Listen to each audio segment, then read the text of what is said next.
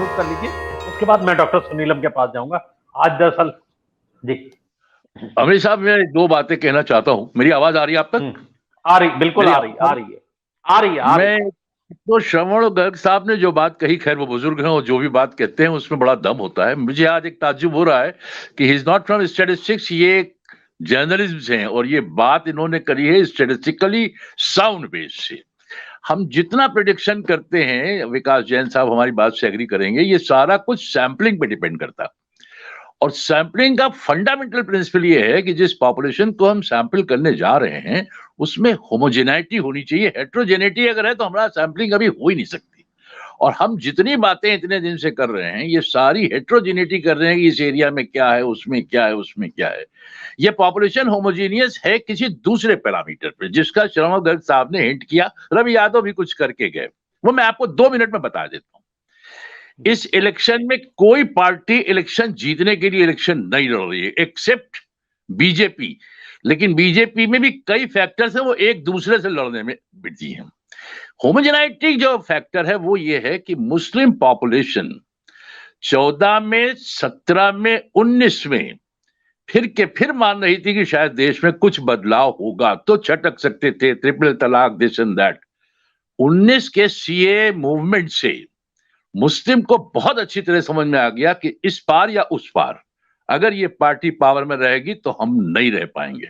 इसीलिए वो साइलेंट है और एक साथ वोट कर रहा है। इस बात को दिमाग से निकाल दीजिए कि वो बीएसपी का मुस्लिम कैंडिडेट को वोट कर देगा या कांग्रेस के मुस्लिम को कर देगा। वो सिर्फ अखिलेश यादव के मुस्लिम कैंडिडेट को करेगा या यादव कैंडिडेट को करेगा या ठाकुर कैंडिडेट को करेगा, क्योंकि वो ये मान के चल रहा है कि अखिलेश यादव ही टक्कर ले पा रहे हैं।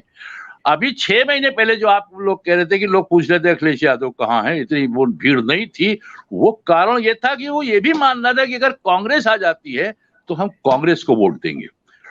अगर प्रियंका गांधी हाथरस लखीमपुर के बाद लखनऊ में जिस घर को उन्होंने ऑक्युपाई किया था शीला कौल का, उस घर में कहीं महीने भर ठहर गई होती तो 100% मेरी बात मानिए, स्वामी प्रसाद मौर्य समाजवादी में न जाकर के कांग्रेस में जाते। आज भी कांग्रेस को लोग ज्यादा उम्मीद से देखते हैं, एफर्ट्स नहीं है, नंबर 1। नंबर 2, तो पॉपुलेशन होमोजीनियस 2 वजह से। एक तो मुस्लिम वोट इन ब्लॉक वोट करेगा उसको जो इस पार्टी को हरा दे। नंबर 2, ये वो वोट है, वो जितनी बातें 14 में कही गई, 17 में कही गई, 19 में कही गई, बहुत लुभावने वादे थे।